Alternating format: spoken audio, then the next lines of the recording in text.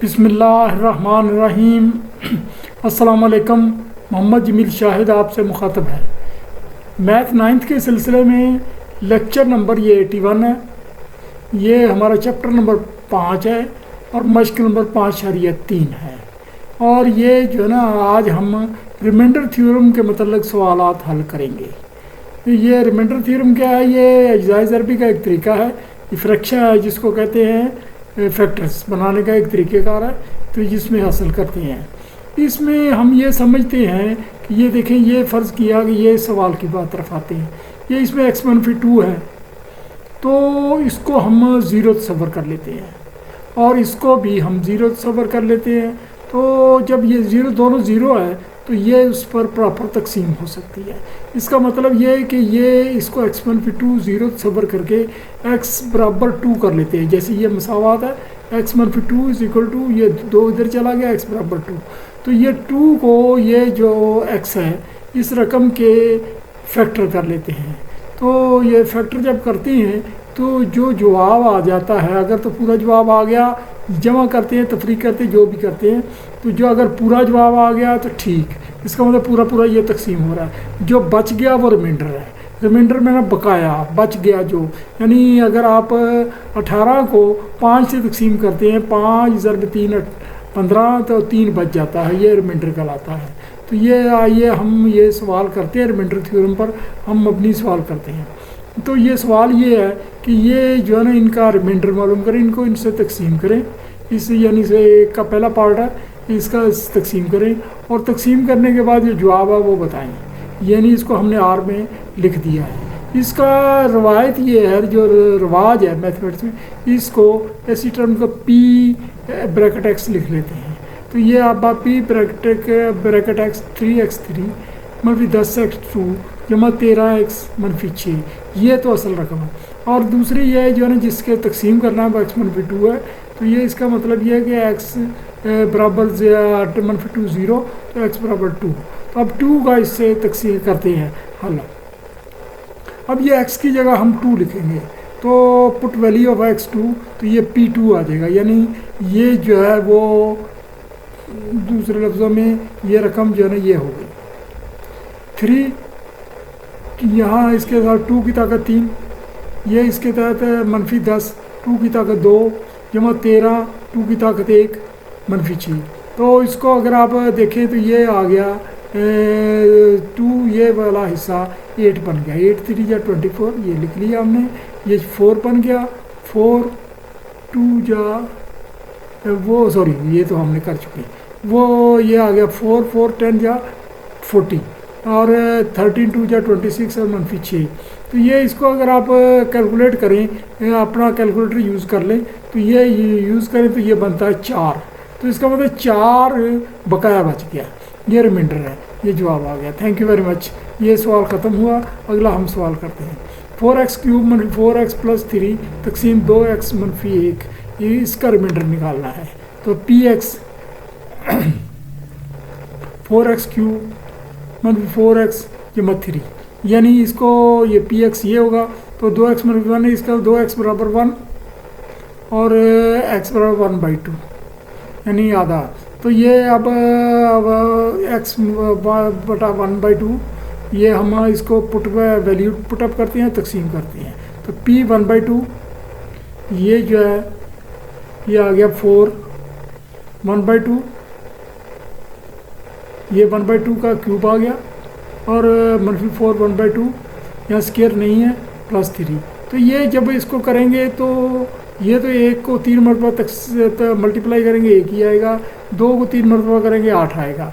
तो जब ये 8 आएगा तो 4/2 ये हो जाएगा 1/2, यानी 1/2 रह जाएगा। मनफी ये 2 दूनी 4, ये 2 रह जाएगा जमा 3। तो ये अब आप देख रहे हैं 4 ज़रब 1/8, ये हमने आपके लिए बता दिया, मनफी 2 जमा 3। तो इसको 2 रह गया, 2 मनफी 2 ये कट गया। तो ये जो है ना, वो सॉरी ये 1/2 रह गया। तो 1/2 में मनफी 2 जमा 3, ये जो है ना कैलकुलेटर से आप कर सकते हैं, 3/2, ये हमारा जवाब आ गया। ये आपको थोड़ा सा इल्म होना चाहिए, एक ख़ास रेंज तक ये जो हमारे साइंटिफिक कैलकुलेटर हैं ये फ्रैक्शन वाले सवालात भी हल करते हैं। तो ये मैं बाद में ये, क्योंकि ये मैथ ज़रा कवर हो जाए, ये 9th-10th का फिर एक लेक्चर देंगे कि कैलकुलेटर का इस्तेमाल कैसे करना है। उसमें कोई काफ़ी सारी ना मुश्किल तो ये है कि उसके जो है ना वो बनाने पड़ेंगे, वो साइंसी वो तौर पर ना मैथमेटिकली ड्राइंगें बनानी पड़ेंगी। अच्छा, ये तीसरा सवाल है 64x की 4 मनफी 2x की 3 मनफी x जमा 2 तकसीम x प्लस 2, ये इसका रिमाइंडर मालूम करना है। तो ये जो है ना अब हम ये इसका निकालते हैं। कैसे निकालते हैं? तो ये देखें, x plus 2 is equal to 0, x plus 2, तो ये x इज इक्वल टू -2। तो हम -2 की वैल्यू पुटअप करेंगे। यहाँ जो है ना -2 लिखना था तो गलती से सिर्फ 2 लिखा गया है, लेकिन यहाँ कमी पूरी कर दी गई है।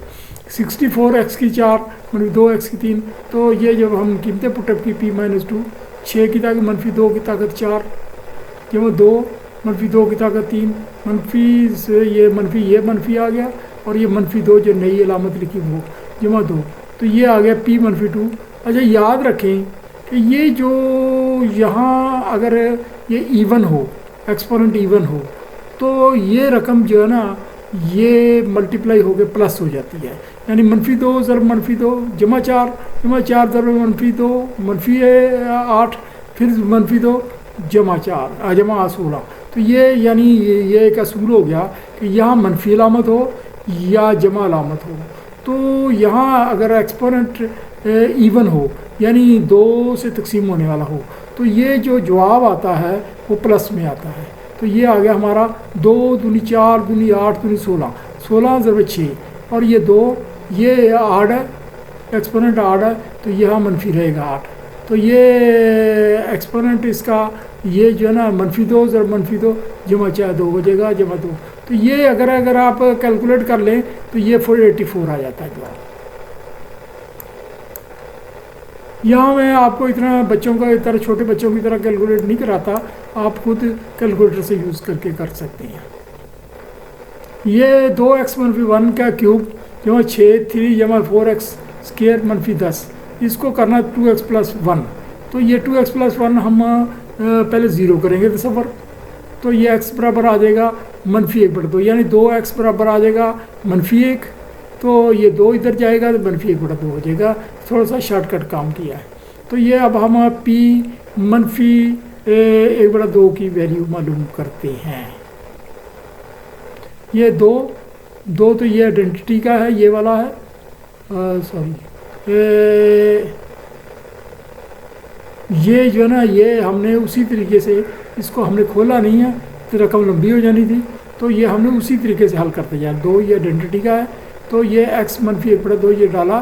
तो यहाँ आप याद रखें, यहाँ ब्रैकेट ज़रूर डाल लें, तो ताकि यहाँ अगर ये यहाँ नहीं डालनी तो यहाँ डाल लें, तो ये बेहतर रहता है। तो ये इससे ये होता है कि आपको पता लगता है कि ये अलहदा रकम है, ये अलहदा है, ये मल्टीप्लाई हो रही है और उसकी तरीके से हो रही है। अदरवाइज़ अगर नहीं डालेंगे तो 2 से 1/2 हो जाएगा, जिसका मतलब 5/2 होगा, कुछ और मैंने मतलब बदल जाते हैं। तो ये मल्टीप्लाई वाला बात नहीं रहती, एडिशन वाली बात आ जाती। जमा 6 ये 3 जमा 4 और गए मनफी 1/2, ये ब्रैकेट में आए तो ये मनफी 10। ये पूरी रकम हमने इसकी वैल्यू पुटअप कर दी मनफी 1/2 की। अब ये देखें क्या आता है। तो पहले ब्रैकेट के अंदर की रकमें आप हल करें ताकि आपका सवाल उलझ न जाए। ये 2 से कट गया, यहाँ रह गया मनफी 1 जो है ना, यानी 2 से कट गया, मनफी 1 रह गया। तो मनफी 1 ये गया, तो ये आ गया जी, ये मनफी 1 से कट गया, इसका मतलब ये 0 हो गया। तो 0 की ताकत 3 0, तो ये तो सारा ही 0 हो गया।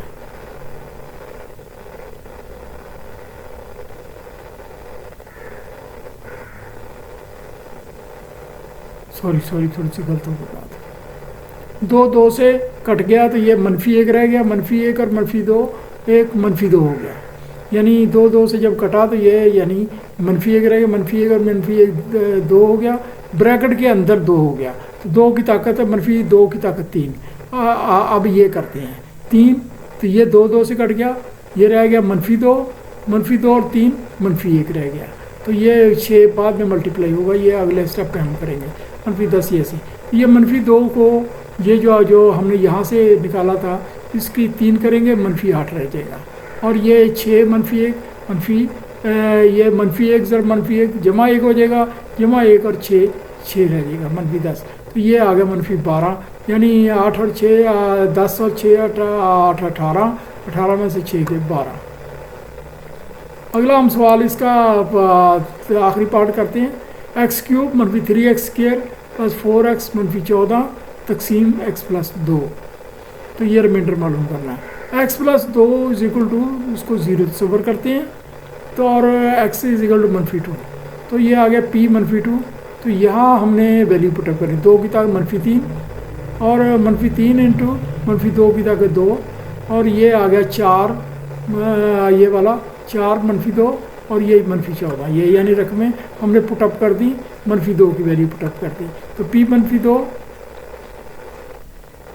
ये आ गया -8, 2 दूनी 4 दूनी 8, -12 और -8 -14।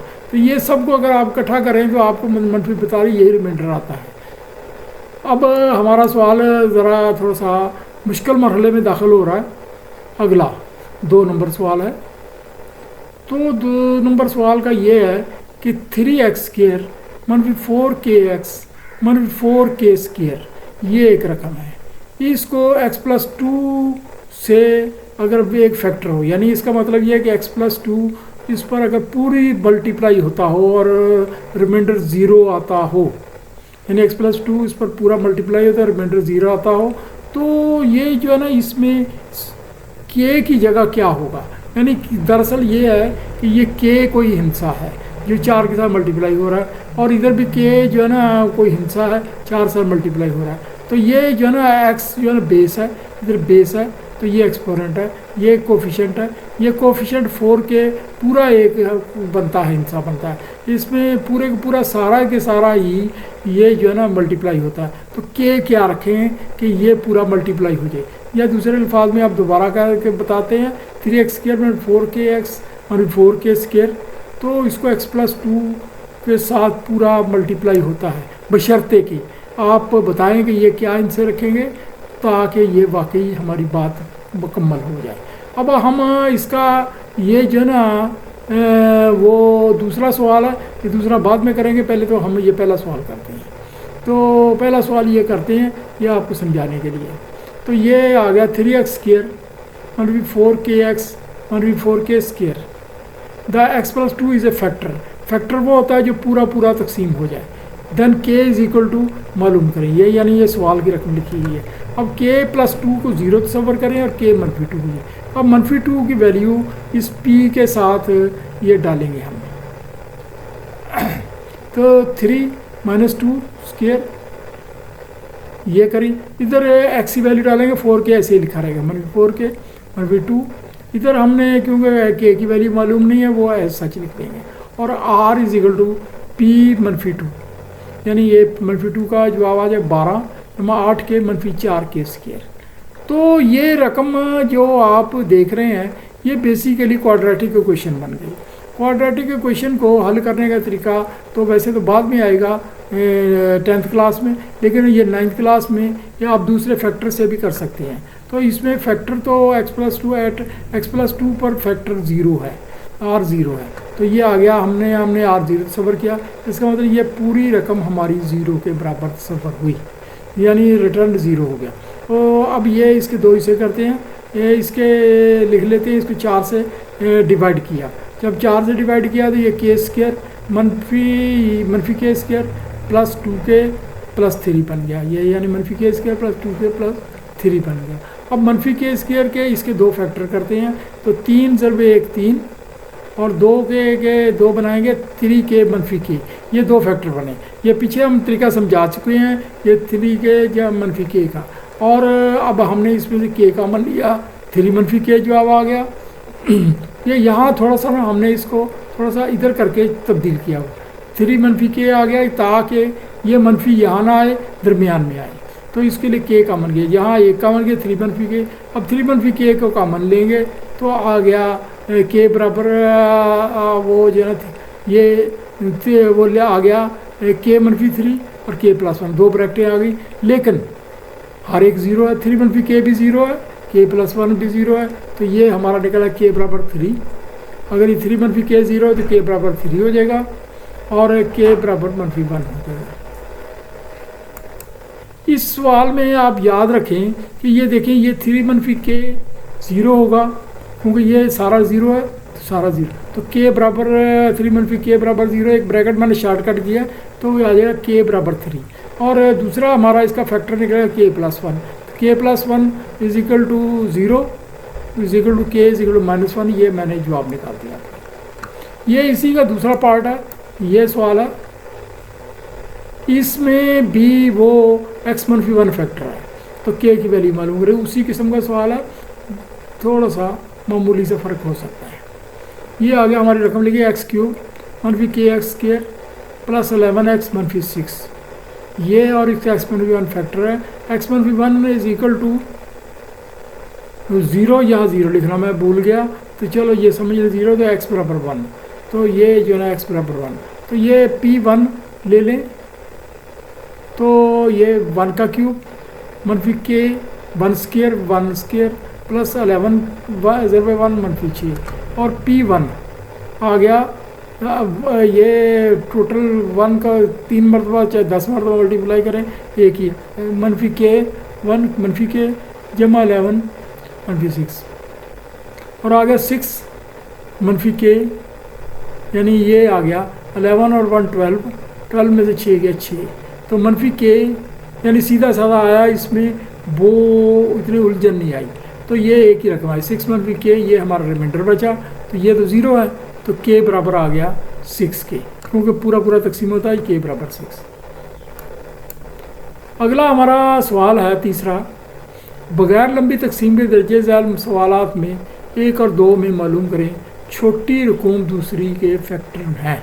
यानी ये साबित करें रकम जवाबात में लिखी गई है। ये जवाबात लिखी है, गलत हो गया थोड़ा सा, वो हो जाता है ऐसे, तो ये रकम जवाबात में लिखी गई हैं, जवाबात में लिखी हैं। तो बगैर लंबी तकसीम के 1 और 2, यानी एक सवाल ये रकम यही लिखी गई है, वो आगे नहीं लिखी गई, तो मालूम करें।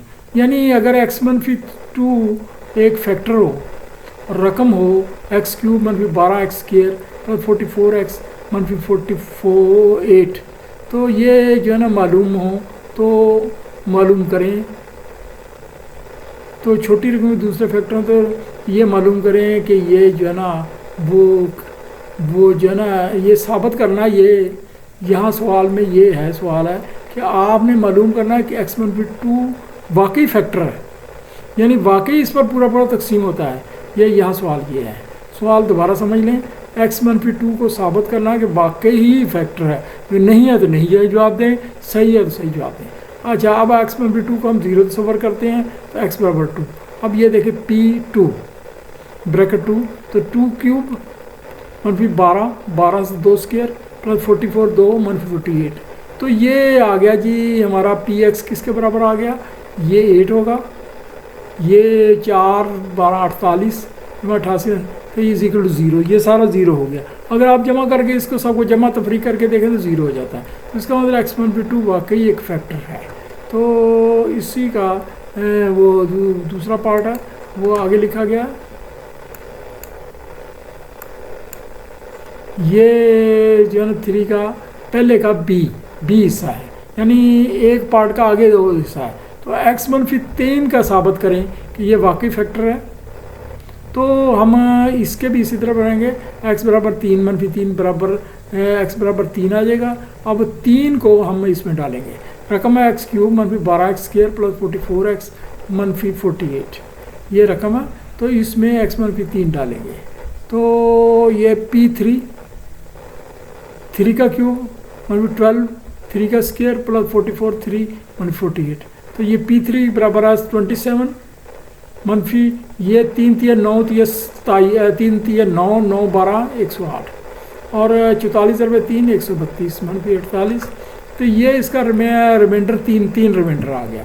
तो 3 रिमाइंडर जिसका बच जाए वो पूरा तो नहीं डिवाइड हुआ, तो ये फैक्टर तो ना बना। तो इसका मतलब है इसका जवाब ही x1v3 is not a factor. आगे हम तीसरे का दूसरा सवाल हल करते हैं। इसके भी तीन पार्ट है। ये पहला पार्ट है x-2 इज ए फैक्टर, ये साबित करना x3 प्लस 2x² -5x -6। तो x-2 को 0 तस्वर करें तो x बराबर 2। अब 2 की वैल्यू रखें, ये 2 का क्यूब आ गया इसके तहत, इसका 2 का 2 स्क्वायर आ गया, और इसका -5, ये 2 साथ मल्टीप्लाई हो गया, और -6। ये सारा जो है ना 8 जमा 8 -10 -6 ये 0 हो गया। तो इसका मतलब ये फैक्टर है। ये हमारा सवाल मुकम्मल हुआ। दूसरा बी पार्ट है। तो इसी रकम का हमने x+3 को फैक्टर तलाश करना है, इसमें से कौन सा है। तो x3 पर ये रकम है, लिखी हुई आपके सामने है। तो इसको हम x+3 को 0 तस्वर करते हैं, तो x बराबर -3। तो ये इसके तहत हमने डालते हैं इसका -3 का क्यूब +2 इंटू -3 स्क्वायर -5 इंटू -3 -6, ये आ गया -27, और प्लस यानी ये 3 3 9 दूनी 18 जमा 5 -5 15 जमा 6 0 x+3, ये भी एक फैक्टर निकला, क्योंकि ये 0 निकला, ये फैक्टर निकला। ये भी दुरुस्त बात करार पाई। सी का सवाल ये है कि x-4 इज ए फैक्टर, ये तलाश करना है ऑफ x³ + 2x² -5x -6।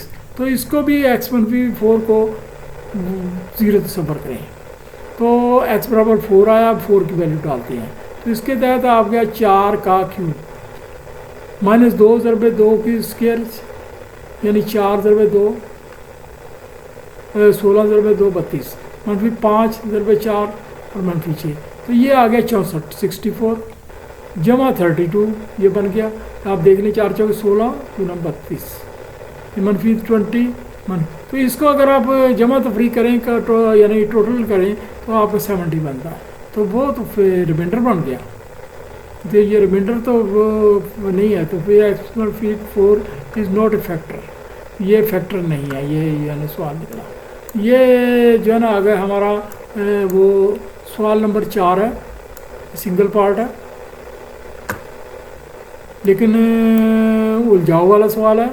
उलझा हुआ सवाल है, स्टूडेंट इससे कंफ्यूज हो सकते हैं। तो ये इसके अंदर हम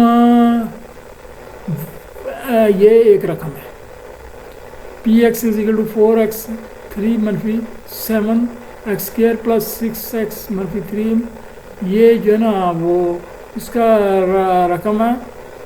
तो इसमें वो कह रहा है कि ये जो m है, m की जगह क्या हिस्सा रखें, m को इससे किससे मल्टीप्लाई करें, यानी 3 को किस हिस्से से मल्टीप्लाई करें कि ये x+2 मुकम्मल डिविजिबल हो जाए, यानी m की वैल्यू मालूम करें ताकि मुकम्मल डिविजिबल हो। इसमें x+2 को हम 0 तस्वर करते हैं, और x बराबर आ गया -2। तो अब इसकी वैल्यू निकालते हैं। p -2 4 -2 क्यूब -7 -2 स्क्वायर + 6 -2 -3m, ये ऐसे लिखा जाएगा। तो ये आ गया, इसको हल किया -32, ये 2 दूनी 4 दूनी 8, ये मनफी में आएगा तो -8 ज़रबे 4 -32। तो ये आ गया -2 ज़रबे -2 जमा 4 4 ज़रबे 7, ये -28 -32 -3m, ये 3m माइनस हो गया। और आ गया ये मनफी, यानी ये जवाब अगला, यानी ये सारे टोटल आ गए -72 -3m, ये हमारा रिमाइंडर बच गया। यानी ये रिमाइंडर है। रिमाइंडर ये अगर ये 0 हो जाएगा, यानी इसका मतलब ये रकम पूरी 0 होगी तो ये पूरी डिविजिबल होगी, अदरवाइज़ नहीं। तो इसको हम 0 तस्वर करते हैं, और फिर आप उसमें m की वैल्यू मालूम करते हैं। हमारे पास छोटी सी एक इक्वेशन आ गई। तो ये आगे इसको 3 से तकसीम करो, तो ये 24 -m, क्योंकि ये 0 तस्वर करेंगे तो 0 को भी 3 से तकसीम दोनों तरफ तकसीम कर सकते हैं। तो 24 -m = 0, तो m बराबर -24, यानी इसकी वैल्यू अगर आप हम -24 रखेंगे, -24 ज़रबे 3 जमा 72 माफ़ करना।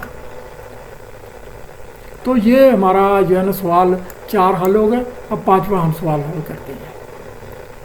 ये इसमें के की क्या कदर रखें, एक्स मनफी दर्जे नंबर ए की बकाया रिमाइंडर हासिल हो। के की क्या वैल्यू रखें, के एक्स मनफी 3 दर्जे ज़ैल तकसीम करने से एक ही बकाया रिमाइंडर हासिल हो, यानी लंबा चौड़ा रिमाइंडर ना हो तो एक ही हासिल हो। इसमें वो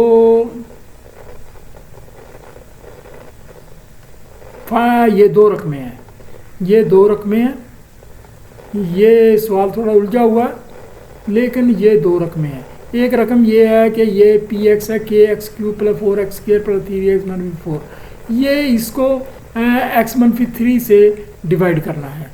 और दूसरी रकम है x3 क्यूब मनफी 4x प्लस के, इसको भी इसी से डिवाइड करना है। तो बात ये दोनों से एक ही रिमाइंडर हासिल हो। इसका मतलब ये है कि जो रिमाइंडर इधर से हासिल होगा वक्ती तौर पर और इधर से होगा, इसको हम बराबर तस्वर करेंगे, बराबर तस्वर करके फिर हम के की वैल्यू निकाल लेंगे, तो ये हमारा सवाल हल हो जाएगा। ये इसको हमने यानी x की वैल्यू रखी, तो ये एक्स मनफी 3 x बराबर 3 रखा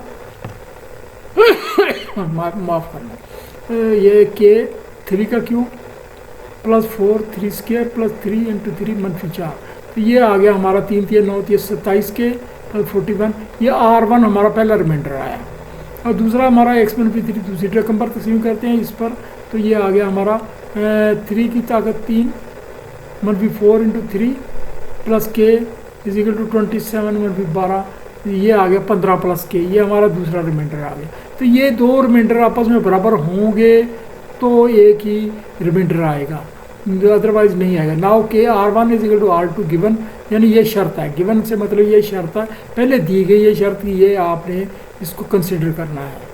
तो आ गया 27 के प्लस 41 इजिकल टू 15 जमा के, तो ये के की ताकतें इकट्ठी कर लें और वो कांस्टेंट्स इकट्ठे कर लें, तो आगे 26 के मनफी 26 और वो के को केला करें तो 26 इसके आगे नीचे तक से मनफी 1, ये हमारा जवाब आ गया। अब हमारा ये जो है ना लेक्चर के 5 सवाल हल हो गए। ये इस मशक के मशक नंबर जो है ना 5 इशारिया ये थी वो क्या कहते हैं 5.3 के 1 से 5 तक हमने सवाल हल कर लिए। अब आपसे गुजारिश है कि ये इसको सब्सक्राइब कर दिया करें और घंटी के बटन पर दबा दिया करें और ये तैयारी करें, मेहनत करें। मैथ जो है ना ये एक प्रैक्टिस मांगता है और एक मेहनत मांगता है, तो इसको इजी ना लें। थैंक यू वेरी मच, शुक्रिया जी।